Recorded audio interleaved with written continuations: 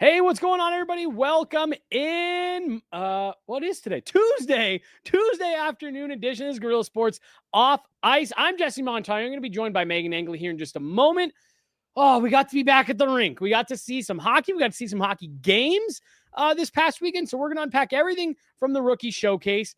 And then we're going to start to look forward. But it's not that far forward because we're getting back into the swing of things with Avs main camp starting tomorrow. So we're going to start to unpack all of that. As always, guys, want to start out the show by reminding you about our great friends over at RefiJet. Did you know that you could refinance your auto loan? Well, with RefiJet, you could save around $150 every month, all with just a soft credit pull and zero hassle. Lower payments, flexible terms, maybe even some cash back in your pocket from your car's equity. RefiJet does the work. You get the savings. Start today at RefiJet.com, the faster, easier way to refinance. Hello and welcome in. Please do not leave your luggage unattended on the station.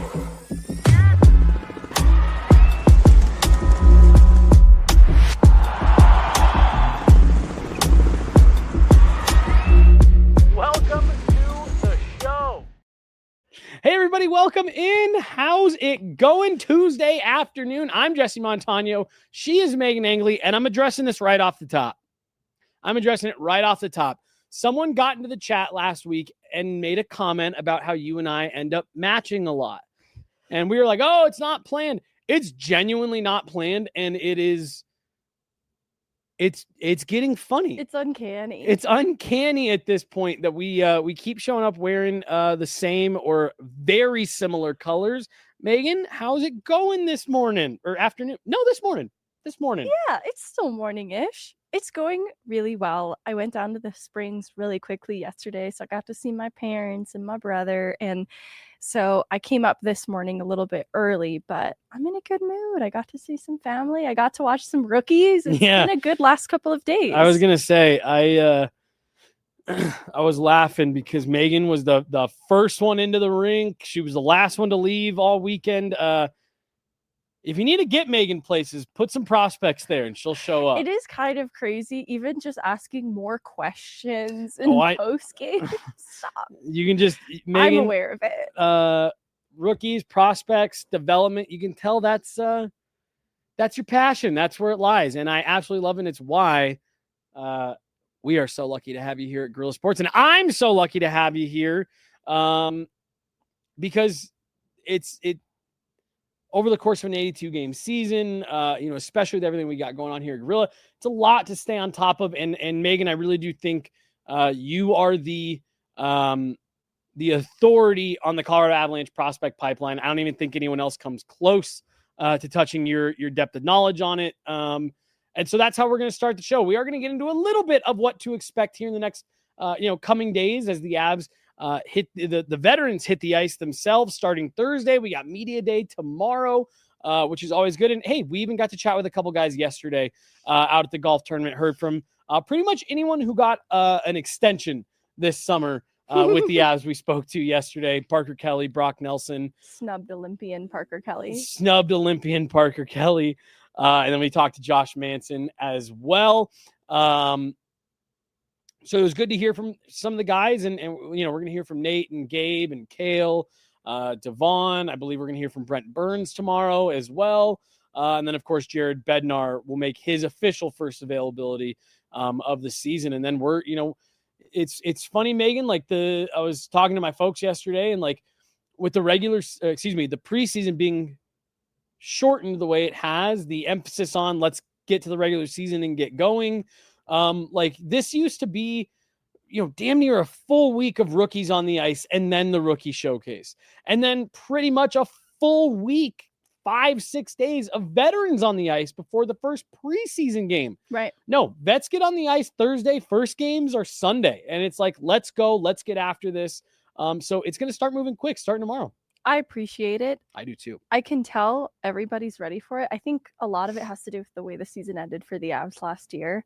it was abrupt. And I think everybody had the sense of there was so much more left to give with last season's team that it's going to pick up where it left off in a lot of ways. Mhm. And even with, some guys maybe not available to start the year, this is still a really complete team that I think is hungry and coming in with a chip on their shoulders. And I'm really excited about it. Brock Nelson, I multiple times unprompted brought up, we should have gone further. I saw what this team can do, and it's why I wanted to come back.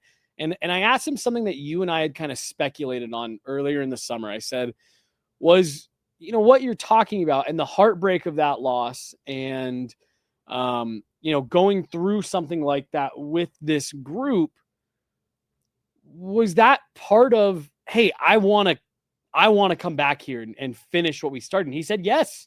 Like, we felt we had something special and that it got cut short, and we're trying to run it back this year. I think what you just said, like, this group's going to have a chip on their shoulder, and they are going to be ready to get things going starting tomorrow. They're trauma bonded. They are trauma bonded. But Megan, before we get into all that, I want to unpack everything from this past weekend because it went quicker. We only got one day of on ice activities before the game. So, it was maybe a little bit harder to do some of the, evaluating that we have done in the past, like on, practice days and things Speak like for that. yourself. I'm just kidding. Didn't have as many opportunities. How about that? What did you see? What did you like? Only 2 games out of the tournament, as opposed to what we've seen in the past, 3 or 4, but broad strokes, and we'll get into some specifics. What'd you see? Well, only 2 games to evaluate does make a difference. Actually, it's fewer reps than getting to watch these teams, and the caliber of competition was so varied from one to the next. Like seeing Utah fall 8-1 to Vegas, and then the Avs rookies playing Vegas the next day, and seeing it be a 1-goal game with a goal waved off late in that game, it makes me feel really good about this group. Then they had a really strong effort against Utah to open up this thing. I think they really met their opponents where they were at in terms of energy, compete, and provided just enough more in areas where they could. And so obviously one of the predictions I had was that they're not going to be offensive Harlem Globetrotters on the ice. And I think that came to fruition a little bit. But what also came true was the work ethic and the fact that they're not going to get outworked and they're going to be very strong defensively. And so I think against a more experienced Vegas team, the inexperience on behalf of these rookies was exposed a little bit, but they still played with a lot of polish and a commitment to being responsible players on the whole, that it really punctuated the difference in the prospect pool this year compared to the last and years past. And there's 2 things that stood out to me. One, there are only 2 players that are 5'10" or under that are on this rookie tournament roster. And they're Sean Behrens and Gavin Brindley. And those are high-end, high second-round picks that make up for some of what they might lack in size in being very smart and competitive players. And so I thought the size representation in the tournament was very interesting, just in terms of, I think we're in a new age in terms of what development is doing, what they're looking for in their prospects. So these guys maybe don't jump off the page at you as like top 6 future NHLers, but they can fill a bottom 6 role in the NHL one day because of what they're doing right now at this level. And I call it the blue collar habits. In the article I wrote, I referred to a lot of these guys as blue collar tryhards. And I want to make it very clear that I mean that so affectionately, but it's because they brought in a lot of players to this camp that work their butts off. And that was my big takeaway, is there's a lot of Jared Bednar guys here that are only 19, 20 years old. So they don't need to be NHL ready right now. And a lot of them were raw. But I think internal options for the future exist within this group. And I'm excited about that. Well, as we were walking down to the studio, I from upstairs, I mentioned to you, I said, because we were talking about that, it definitely feels like there's some waned interest this year in prospect stuff. And it's a result of where the Avs are at, where they've been consistently now for, coming up on a decade here of, just kind of sustained excellence in the playoffs, cup contender, with a Stanley Cup championship mixed in there. That's where a lot of people's focus is. And I said to you, and what's funny about that is I actually think this is one of the more, I think this is a more exciting group of prospects than people give it credit for. In the sense of like, there's not a lot of blue chip guys here, where it's, hey, that's a guy that we really think could be a first line wing, a 1C, a 2C. But I think there's a lot of guys that have NHL upside here to contribute in some fashion. And, you and I were talking, in the lead up to that first game against Utah about like, what's this group going to, give us? And we were talking about, I believe it was 2 seasons ago, in Vegas, where LA basically just sent their American Hockey League team to the rookie tournament. And it was a bunch of guys who you were like, who, who's that? Who's this? I don't recognize it. But they beat the crap out of everyone because it was just an older, more mature, group. And while the Avs prospects didn't necessarily do that, that was what I felt like I saw out of them, and what I was able to watch this weekend was just more mature, looked a little bit more pro ready. And like you said, blue collar, hardworking, willing to get after it, willing to get physical, get in on the forecheck. I just think that I saw a lot of like pro habits out of the Avs group this weekend. They showed a lot of maturity, and that was emphasized when they played Vegas, who had a lot of players, especially on the forward side, with full seasons in the AHL under their belt. Like Prishepov and Bradley have near complete, AHL seasons under their belt as well. But that was kind of the most veteran representation for them in this tournament. The other guys who've gotten in AHL games are like Hank Kemp and Connor Kelly and Garrett Pike, and they have not played very much at the AHL level, whereas comparatively, they're just so many more AHL experienced players on the Vegas side. And I bring this up as a positive, though, that in trying to match up to that experience and maturity on the Vegas side, I thought a lot of these very young players who are going back to their major junior teams this year, right? Mm-hmm. They showed a lot of maturity. They could go toe-to-toe with these guys, and that's significant because it wasn't just that Vegas was experienced. Some of them had familiarity playing with each other. They were very vocal on the ice, on the bench. The coach was calling out things to them. And so they were just a little bit more familiar with each other, and it showed.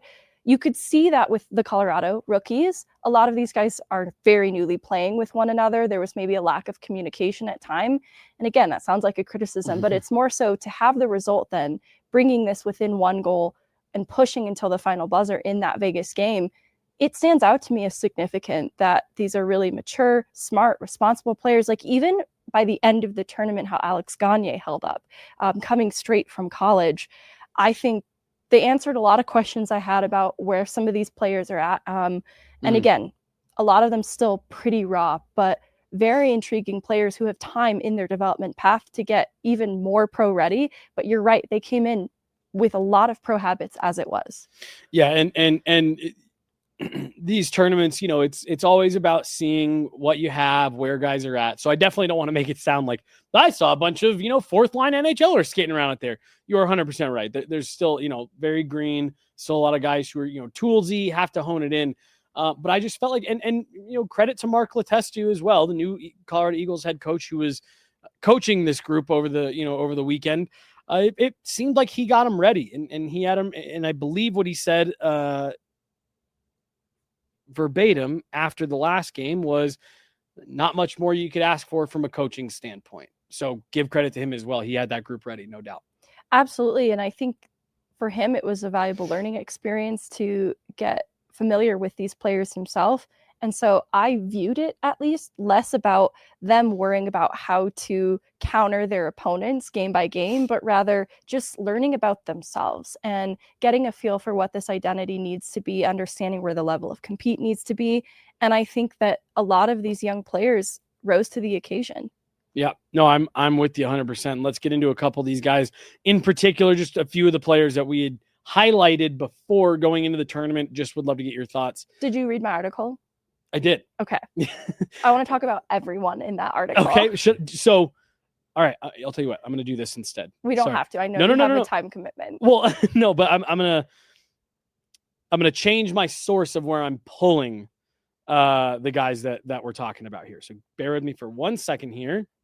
And you know why, too? I'll just address it at the top, too. Like some of the players we wanted to talk about, we don't have as much to say, in my opinion. Right. Like Marouš Jedlička, I did not think showed very well in the one game that he played. It wasn't that he was a liability. I just expected a little bit more from him. He's dealt with injury trouble, so I won't be too hard on him, but he was someone that I wanted to have more to say in this notebook, and I ended up with nothing. Yeah. So that was a little bit disappointing. And Linus Funk getting hurt in that first game with an upper body injury, just not a player I was able to evaluate at all. Right. So a bit of a bummer, but he also isn't in this article for that reason. All right. So I'm going to run through here. I'm going to skip your honorable mentions off the top, but if we have time, we'll come back to them at the end. Let's start with the guy who maybe made the biggest physical impact early in the tournament, in Cooper Gay. It was something that he said he wanted to do. He wanted to be physical, wanted to be noticeable. And he sent Gabe Smith of the Utah Mammoth over the boards, Megan, and made sure to, finish the hit, stuff him in for good measure. Your thoughts on Cooper Gay from the weekend? I struggle because I liked him more in his AHL debut than I liked him in this tournament. Interesting. And so I think some of that is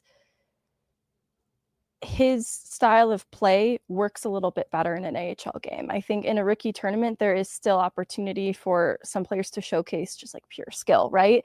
And capitalize on that. And I think that what he does thrives a little bit more in the AHL. But I also think it's why we didn't see him in more AHL games. And that is the physicality is as described. And so that continues to excite me about Cooper Gay. He 6'5", 223. He's a powerful man. But I think what I felt was exposed as a bit of a vulnerability in this setting, I'm not going to get carried away because I liked him in his AHL debut, was his puck skill, his handling. It was a lot more limited than I expected it to be. And so I actually wanted to see him be a little bit more of an offensive impact, just seeing his college numbers and obviously scoring in his AHL debut. And in this environment, he didn't really pose an offensive threat. He was able to sometimes win pucks back, but he also lost them as easily as he got them. And so I just want to see a little bit more of Cooper Gay, because he's going to be dealing with highly skilled players at the pro level from this point on, right? And so that being a vulnerability, not being able to hold on to pucks for handling reasons, is going to be a little bit of a weakness for him then in terms of how he separates from some of these guys. But the physicality off the top is hard for other players to meet at this point. He's very good at using it effectively. Overall, I'm with you. I thought I liked his energy, and he was a little bit everywhere in that first game against Utah in a good way. I'm with you. I liked what I saw out of him last year. More than what I did this weekend, but hey, small sample size, anxious to see him in main exactly camp. Like I want to, in his AHL debut, he strips the puck from, I think it was Luca Cagnoni, like a high end San Jose prospect. And so like there's puck skill there, and then obviously what he did with St. Thomas, he was very productive. So I don't think it's non-existent for him. It just, I don't know, it wasn't quite there for him this weekend. Other physical force out on the ice for the Avs prospects got into a fight. Max Curran, the way he threw his stick made me laugh on the fight. Tossed it a few feet, didn't just drop it. I don't know how to explain Max Curran because he's 6'3", so like he should be a physical force, but he is not using it to his advantage fully. And I think the Mikko Rantanen effect. That's an interesting comparable, because he is only 19 years old, and I feel it's very important to make mention of that. I did not always love the mechanics of Taylor McCarr's skating, going back to development camps early with him, and it's emerged as one of Taylor McCarr's strengths now. And so what I'm about to say is critical of Curran's skating. And you look at him, he's a 6'3" guy. He's big, and I just don't think he's fully mastered how to leverage his skating, because it kept him to the outside a lot in this tournament, but he's a very good passer. So that was the very positive takeaway. I can absolutely see why there's interest in him. Very great vision, and great at finding seams, great in playing off of Christian Humphreys, finding Barons on the power play, and especially in that Vegas game where Vegas was so good at managing their lanes, and they were very aggressive in their own coverage that it was hard to find those seams. So that impressed me about Max Curran and his passing ability. And he also showed in practice and then a little bit in game that he has a strong, powerful shot as well. And so looking at his size, that's not surprising, but I felt he because he is so good at finding those seams, deferred to the pass option rather than taking the shot. And so I'd like to see him find that balance of both as well, and then just continue to round out the skating, because at 19, there is so much room for growth there. I mean that in a very positive way, that building off of some of the high IQ passing vision that he has, he's still an intriguing player. He's just a bit a ways off because of that as well. He looks like he's 12. He's got a lot of time, like he just finished high school classes, coursework. So he's got time. 5th round pick for the Colorado Avalanche last summer. All right, Megan, this was maybe the guy that I was the most just curious to see what he was out there. Alex Gagne. And how well he moved, how did he engage physically? We talked about last week. Clearly a defensive defenseman. There was one play, early in the tournament where he made a really nice pinch, not only won the race and kept the puck in, but was able to kind of reverse hit the guy a bit. And Alex Gagne did not budge. Player from Utah hit the ice. So in a really small vacuum, you see, oh, okay, that's what stands out to them. Right. What's the good? What's the bad? It's a lot of good, and also to be expected, he's a bit raw in 2 games at that next level, right? Yeah. The transition to the heightened pace of play, I think, just led to maybe some reads that were a bit delayed. And so overall, I also felt he was assessing what level of physicality was appropriate at this level. And so he seemed a little bit reserved and withholding with some of it. But he wasn't easily taken down either. So he's just a sheer physical force in his own right. And I think when he feels more of a comfort to exercise that, he's going to be so hard to play opposite of. I saw it even just in practice. I wrote in my article in him defending Cooper Gay, also 6'5", 1v1. Yeah. Cooper Gay could not find a way around Alex Gagne. And so what I loved, though, is the trust that was shown from Letestu in him in this tournament, kind of thrown into the fire. And so he was defending on the kill, leaned on very heavily there, including a 3-on-4, and then with the empty net goal late in the Vegas game. And he defended these perfectly. And so a lot of things in his raw tools down to his size, right? Like I'm classifying that as a raw tool. Can't teach it. That are obviously there for him. And it excites me. I think it's just going to be a matter of him getting those reps in and getting better acclimated to the pace, and then really feeling comfortable and confident to use that physicality to the fullest extent. I find it such an interesting call out. Even though you could tell he wasn't really sure, how to use it yet. And, you and I talked going into that tournament of what you don't want to see. And we were talking about this with Cooper Gay, kind of making the joke about getting into a fight and stuff like that. But, we had talked about what you don't want to see is guys going out of their way to lay a big hit, get into a fight, if it's not what the situation calls for. So, I was happy to see that Alex Gagne wasn't just out there trying to run guys over every chance he got. He was making the right reads, playing within the system. Yeah, getting physical when needed. But again, he's another guy that I'm just going to be curious to see. I always love to see these guys go from rookie play, tournament practices to jumping in with the vets where they have to dial that intensity up. You have to dial the speed up even more.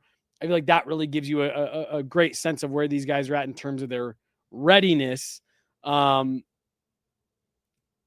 But I think I saw enough to understand why the Avs were interested in this guy. Completely. Like in thinking about some of the delay with reads, something that specifically springs to mind is things that worked for him in college that clearly didn't work at this level. But this is also important for him to see that firsthand, feel it firsthand. And then what is a better tell of where he's at is how quickly he absorbs that and doesn't make that same mistake again. And so, this was just a play in the ozone. He had possession of the puck. So not necessarily a defensive liability at this point, but he thinks he can stick handle his way out of this problem, and he can't. He's outmatched, outskilled, and is left with no options. And it leads to, no longer having possession of the puck. And so it's one of those things that in the past, he probably could have outhandled himself away from the wall and continued play. And it was just a good learning lesson for him. I think, and I believe it was this next guy that we're about to talk about who mentioned it after one of the games. But just that, even coming from Division I college, coming from the highest end major junior you can, CHL, QMJHL, OH, whatever. Even the rookie tournament is a massive step up in speed, in skill, in physicality. And I've always felt like it was a really nice intermediary between going straight from wherever you were playing before to having to jump right into main camp. Right. You get this kind of in between, but it's even still a big step up from what Alex Gagne was doing last year in college. The captain for the weekend, Hank Kempf. Like I said, I believe it was him who mentioned, it's just a lot faster, a lot more physical at this level. Your thoughts on the temporary captain for the Colorado Avalanche prospects? That's adorable. I'll try to keep it brief, but Hank Kempf was a bright spot for a lot of simple reasons. They're not necessarily the flashiest things, but he was very well-rounded. And so one, I could see why they trusted him with the C. He was actually helping Alex Gagne on the kill. They used to play together in juniors, apparently. And so he really did embrace the leadership role. But what I loved about him too was you can better appreciate the little things in hockey that you maybe take for granted at the NHL level. And that is a good and effective breakout. And so Hank Kempf was one of the only players who was not only effective on the breakout, but not making mistakes during it too. There were some players who, in an attempt to transition play up ice, were turning over the puck. And so Hank Kempf, though making simple choices, was communicating with his teammates more obviously too. And that kept everybody on the same page and helped to drive play up ice. And so it's one of those little things that takes a mature player, and he really only got in a handful of games last year. So that impresses me to see just that much more polish, having jumped in those games with the Eagles. He made his playoff debut as well last year. So you can see the way that experience benefited him. He then emerges as a leader, not only on the penalty kill, just among this group, in terms of drilling into them the defensive habits that they're going to need. And he's really competitive, fully bought in player. So you see that in the way that he plays as well. And when he needed to, he stepped up into the play and helped to get them within one goal in this Vegas game. So it's one of those things where he even said it himself, defense first. But I love to see his willingness to get involved offensively as well. This next guy, I'm he's been someone we've actually talked about, excuse me, several times over the summer because he's unique as of this exact moment within the Avs system, where he's one of the guys who was at University of Michigan and decided to go to major junior, got a little bit more playing time, was in a little bit more of a, better developmental position. We talked to Brian Wilsey about him at the beginning of the summer. You had highlighted him as a guy who, hey, made a kind of a business decision here and said, I'm going to go play major junior instead of college, get some more reps. And he scored a goal on a breakaway against Vegas on Sunday. I don't know what day it is anymore. Christian Humphries. I'm hyped. So, all right, there we go. Say, what did you think of the 7th round pick, college to major junior transfer? Well, that's a hard decision to make for a young person, a young player, because, it has to feel very big, right? I think he made a great choice. He just got into so many games and more minutes, more opportunity with the Kitchener Rangers last year. Not a player who lacks confidence, but I think that was part of it too, is to keep the confidence up, you just need to be given those opportunities. And so this is his first rookie tournament because he was, with Michigan at the start of this last year. So seeing what I've seen in dev camps, he separates from this group because of his offensive gifts. And I still saw a very competitive player, so I don't want to take away from that either. He was very bought in, very passionate as well, sometimes leading to discipline issues. I don't necessarily hate to see it, right? Like, he's only 19 as well. You rein that in and you play with discipline, that passion can really serve you.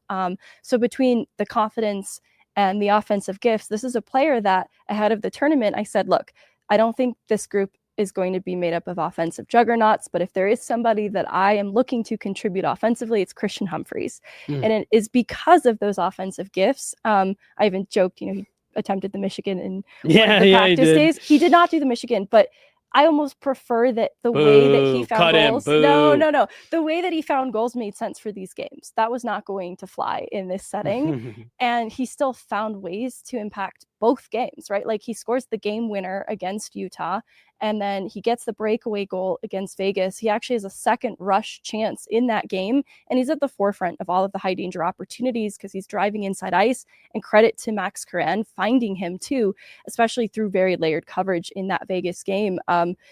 They were finding each other all weekend. And so that's where like the passing ability of Curran, absolutely great. But Christian Humphreys getting to the dangerous areas, being unafraid to play between the hash marks, it showed a lot of that confidence that I'm talking about. But he really read the moment of the game very well too, coming up with those goals late in games when they needed them. And so I think that shows maturity. The other thing I highlighted was in his own end, already some good habits that make me see a strong two-way player if he's really dedicated to that part of his game. In the face-off dot, also very powerful, a lot stronger. Like he's 5'11".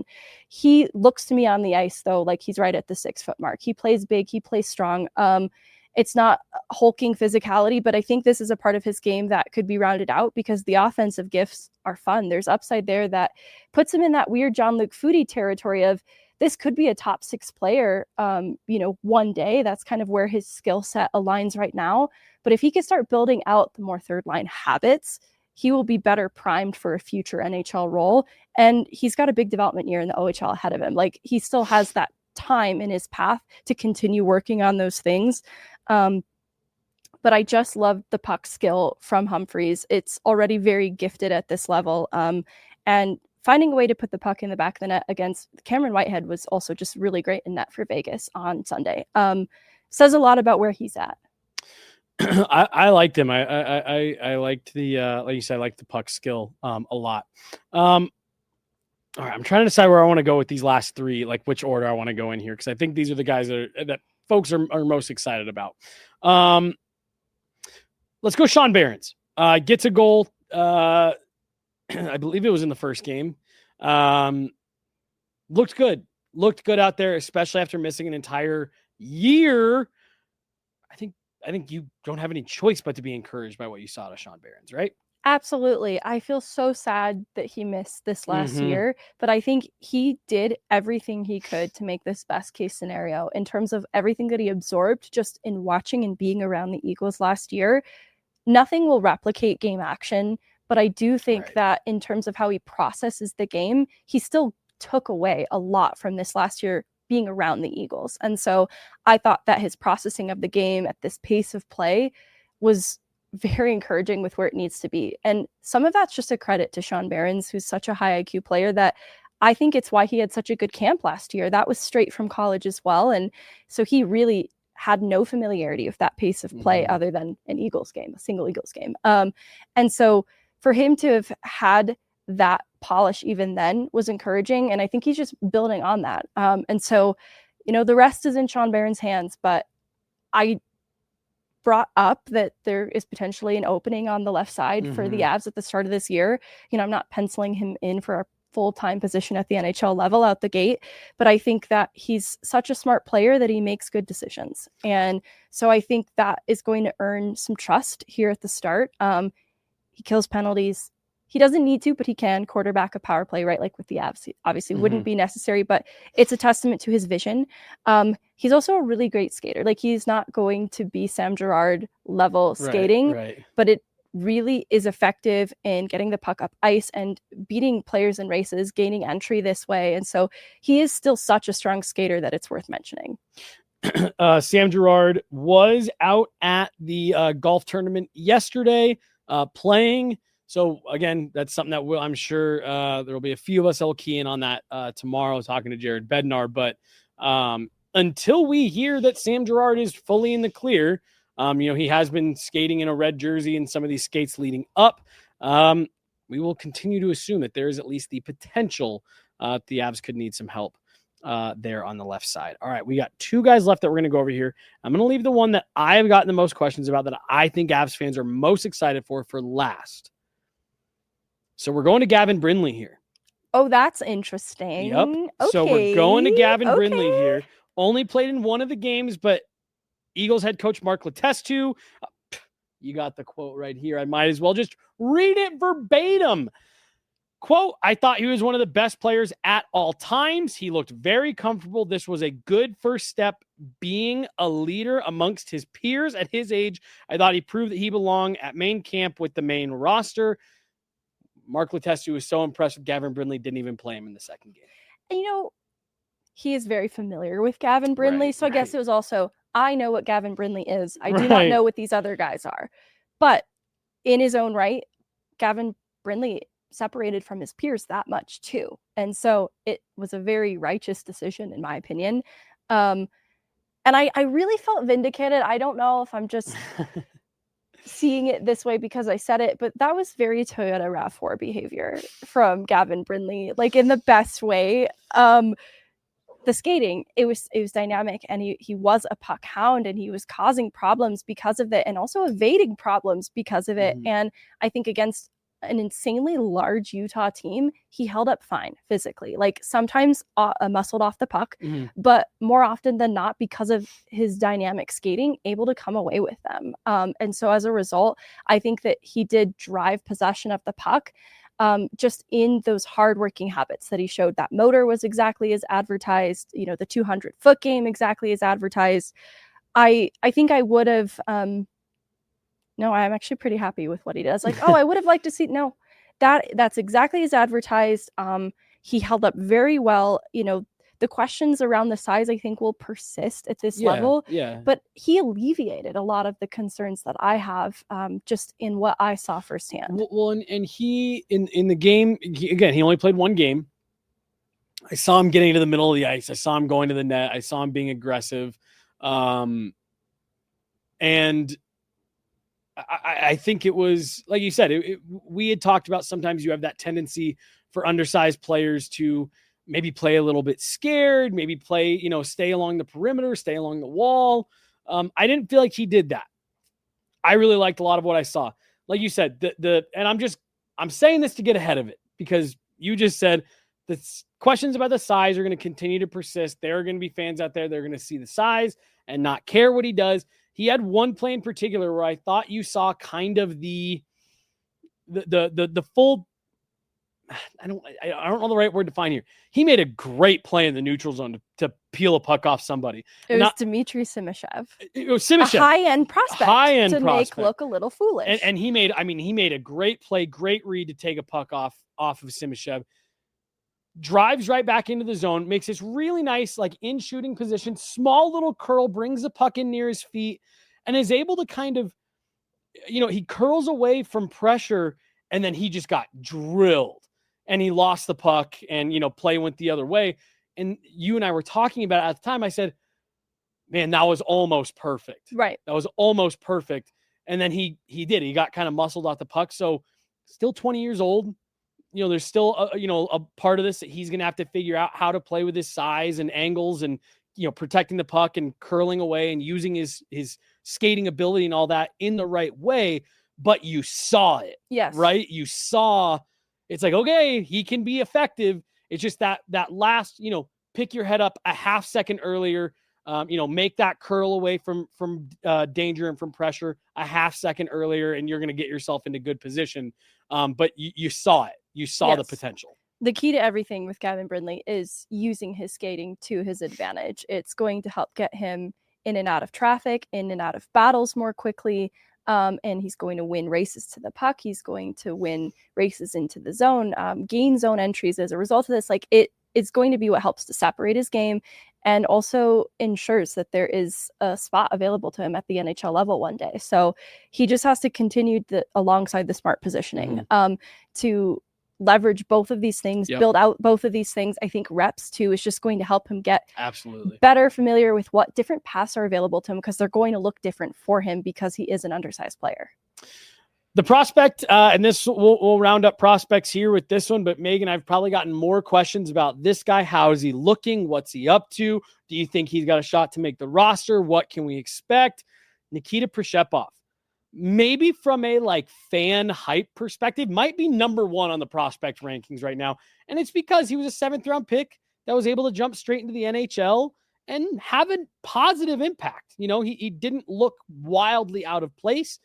I'm not saying he's the number one ranked prospect, but like I said, there's a lot of fan buzz around this player right now. And I'm not going to tell people they're wrong for being excited about a guy like Nikita Prishepov. I'm still excited about Nikita Prishepov, only 21. Yep. So still a very young player. But I think in terms of NHL readiness, it's still just a hair away from being ready. Yep. And I'm encouraged though by what I saw, because it was what made his debut so impressive last year. It was like, this guy should not be NHL ready, and for him to hang late round late round pick, coming from the draft, getting in some games, playing regularly with the Eagles. Like, you don't necessarily always see that even when they do get reassigned. A role was available to him because he earned it. Yep. And he ended up being a big impact player for the Eagles in their playoff run, down to, he got a little banged up. And so all that to say, really big first year for Prishepov. So my expectation was kind of high for him going into this tournament as well. And so I thought, given some of the offensive talent that I saw at the end of last year, that he might make more of an offensive impact. So I was maybe a little disappointed that didn't break through in this tournament, especially because he does have a lot of the pro experience under his belt already. But I don't want to take away from where he did appear to take a very big step forward, and that was playing with an edge, playing with some bite. Because I saw that, at the end of this last year, but with Prishepov and a lot of young players, it's a matter of consistency, right? Like, are they doing this every game? And just out the gate, what I saw from Prishepov is he'll be a nightmare to play against. Yeah. And so I'm so encouraged by that, because one, you said it earlier, like, you can't teach that. You can't necessarily teach that. And if he can kind of marry some of the things that he did well at the AHL level last year, in terms of creating opportunities offensively, because I do think there are offensive gifts there that weren't shown in the tournament that absolutely we saw last year. So strong in the dot. And I know they're building that out for him too, right? Ivan might have a leg up just in terms of a year advantage on him. But Prishepov, if he plays as hard and as physical as he did, that might separate from Ivan, who wasn't shy about that in his own game, but it was different out of Prishepov. Yeah. Like I said, I think when you see a kid, like you said, being able to go straight from being not only a 7th round pick, a late 7th round pick, to jump in, you see, hey, there's tools there. There's the smarts there for this guy to be able to hang at the pro level. Totally. But like you said, still a lot of ground to cover. A lot of care. Just want to, I said Baby Val at one point. I don't remember if it was even on a hot mic, but I love to see the power then at which he plays with, the bite that he plays with, and the care that he has in preparing for games. So, Baby Val's maybe a stretch, but I like it, and I'm sticking with it. Point taken. Well, and I actually almost said, give me your final thoughts on these prospects, but I'm actually not going to do that, because they aren't gone yet. We're going to get to see them here over the next couple days. You can't take them away from me. I can't take them away from you quite yet.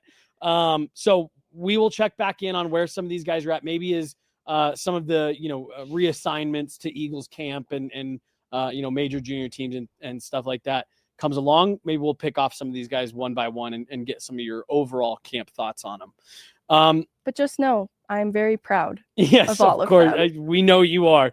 All right. Well, so let's turn our focus just a little bit here. And we don't have to go very long, because we're going to do another show tomorrow after Media Day from Ball Arena. Yes. We're going to really get into previewing this camp day, or excuse me, this camp week that we've got coming up here.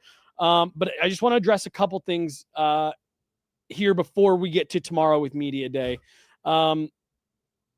One is we talked about it a little bit off the top, talking to these guys yesterday. I think there is a bit of a chip on their shoulder. I think guys are, pissed off from last year, and it really feels like we talked to 3 guys yesterday, and all 3 of them said we felt like we had a special group and we want a chance to run that back. A lot of familiar faces this year versus last year, and a quiet summer. Where are you at with this group a day before Media Day, before we get in there and talk to them? Yeah, it's a position I've held now the last couple of months that I feel this is one of the strongest teams entering camp that I've seen in a long while. And some people don't hear the caveat of, entering camp, right? Because even the 2022 team looked very different after the deadline before going to the playoffs. And so to have this strong of a lineup come, September, whatever, is very encouraging because they have small problems to resolve, and there's temporary problems to resolve too. Things that are just not going to be an issue even in a couple months' time, that they just need some answers for right now. And so that's a very good problem to have. And I'm excited for multiple storylines, but I'll key in on Gabriel Landeskog. Just the addition of having the captain back around his team on the ice regularly and as a solidified top 6 option. To me, it's significant that the front office really ran it back as much as possible, because to me, it's also a reflection of their trust in where Gabriel Landeskog is at. If they had nerves about what the year holds for him, they probably would have gotten a top 6 winger this offseason through dramatic means. And so in not doing that, I think it points to so much faith in where Landeskog is at. And that's huge. There is a past version in time where just getting Landeskog back was the biggest difference maker you could imagine. But they have a Landeskog, and now they have a Mackenzie Blackwood and Wedgwood tandem, and they have Brent Burns in the mix on the back end, where they almost are overwhelmed with options going into camp. And I asked Josh Manson about Brent Burns yesterday morning, and I said, that's a guy who eats a lot of minutes. Where do you think he's going to be the most beneficial to this, this back end? And he goes, everywhere. He's going to be huge for us everywhere. Meghan, I'm with you. This is the best I've felt about a group heading into camp in a while. And I'm going to tell you why. As you just pointed out, Gabe Landeskog was there yesterday, was doing a hit with Altitude Radio, was playing in the tournament, just back around the guys, laughing, making jokes. And Val Nichushkin was there. Same thing, playing in the tournament. Did you see the Survivor stuff they were doing? I saw it. The Players and Wives Avs Survivor. I thought it was great. But they're doing that. We're not sitting here talking about, okay, well, when Val Nichushkin comes back in, how do you assimilate him back into this room? Are the guys going to accept him? Are they going to be mad? Are they all right, well, what do you do about Landeskog? I know you and I never really had this conversation, but, do you name a temporary captain? What do you do? How do you address this? What's the leadership group? There's none of that. These guys are showing up and getting to work, coming together, getting on the ice, hanging out. Like you said, you've got Scott Wedgwood that everybody is such a fan of. You got Mackenzie Blackwood, who has a lot to build on, I think, from last year. We are just sitting here talking about the team, them showing up, getting on the ice, going to the goal. We aren't talking about the other stuff. It's all about what's on the ice, none of the extracurriculars. And that's what I think is so exciting. Then on top of that, it's exactly what you said. You've got minor problems to adjust here, to tweak. It's small. You got to find some depth help. You got to find an extra D. You're in a pretty good spot. Now, of course, injuries, things like that, we can't see into the future and predict anything like that. But on paper, heading into camp, I feel really good about where this group is at. Not only do I love the top 6, the bottom 6, you can see the potential of, and you can see one last tweak here, there. But I also just love the quiet that surrounds the team right now. Ross Colton seems in good spirits just in all of the content I'm seeing and seeing him back on the ice. If the guys for these kind of unofficial captain skates, and I had really big concern for what that third line would look like and how can they better support Ross Colton. And I just feel better about it than I did 3 weeks ago. Right. And I just want to call out one quick thing here.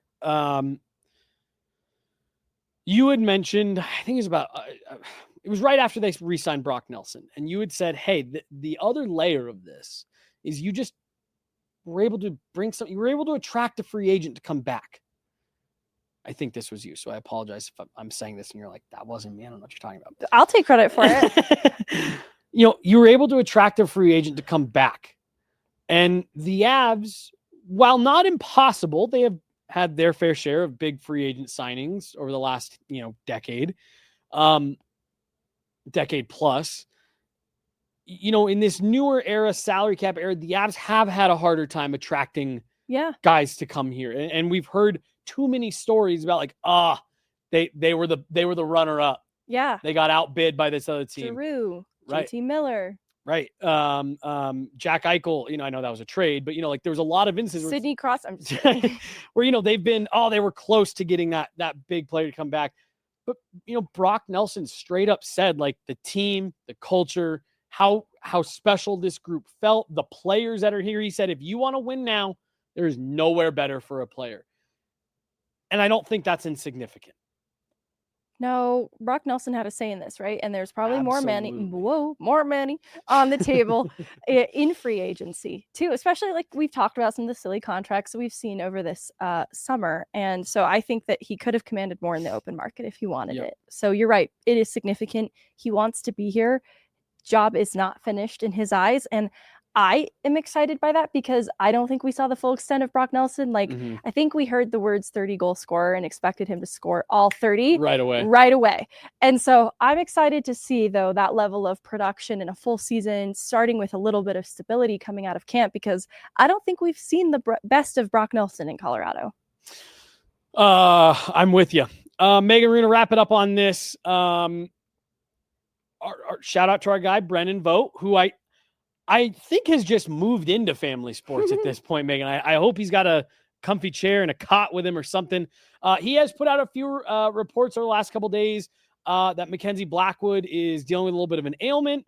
To my knowledge, he's not dealing with any kind of officially listed injury. We saw Mackenzie Blackwood in the locker room last week. He came walking through, laughing, making jokes with people. Him and Corey Massasak go back a little bit. Corey has covered him in a couple different stops. So, he stopped there and chatted with Corey for a few minutes, just casually. He's around. He's getting on the ice. He may be dealing with a tweak on something again at the golf tournament yesterday. I also believe he was part of the Avs Survivor games that they were playing the day before the golf tournament. So while something to maybe keep an eye on as we head in towards camp here, folks that I've asked around to, people that I've talked with, nothing official for Mackenzie Blackwood on the injury front right now, but there's definitely going to be a couple guys as we trickle into camp here that are dealing with little tweaks and ailments. And there's a chance that Mackenzie Blackwood may find himself on that list as well. But I just want to put that out there. I've gotten a few questions. I have not been told that Mackenzie Blackwood is officially dealing with an injury. And we have seen him around the rink, in good spirits recently. Yeah, I feel a greater confidence of Sam Girard's availability being up in the air just because he's on the ice in a no-contact jersey and just the stall situation in the main room there. I will reserve judgment on Mackenzie Blackwood, though. Yeah, until we see it. But I just wanted to float that out there because I said I've gotten a few tweets and DMs and stuff about that. Anything else, Megan? Like I said, we're going to do a pod from Ball Arena tomorrow after media day. So we'll have heard from everybody. We'll have all that sound. And we'll really start to dig into what we're expecting in the next couple days of camp. Any final thoughts? No. That's going to do it for today, folks. Like I said, we'll be back at it tomorrow. We're not fully sure on timing yet. We know that things are getting going around 9 a.m. The list of players that I've been told that's going to talk is maybe one or two more than what we've had in the past. So we're not fully sure how that timing is going to space out, whatever they're going to do, but we will be recording a pod right after and then getting that live out to you guys as quickly as we possibly can. We may have a couple small tweaks to the scheduling here as the season gets going. Megan and I have talked about potentially moving the show, around with time a little bit, maybe moving it up just a little bit. We're not fully sure yet. We're going to get into these next couple days, get a grasp for where the schedule is falling and make that official. But Megan, I always love being able to talk with you after some prospect stuff because you help even me just get so caught up on where we're at with all of this. So that's going to do it for today, folks. She's Meghan Angley. I'm Jesse Montaño. We got Ashley back there behind the glass again today, just continuing to crush it here as she gets settled in at Gorilla. We've loved having her around and cut the show again today behind the glass. That's going to do it, folks. We'll be back at it tomorrow. You made it. You made it through media days tomorrow. The off season is over. We are back in it. Congratulations, everybody. We will talk to you from Ball Arena tomorrow. Have a good one.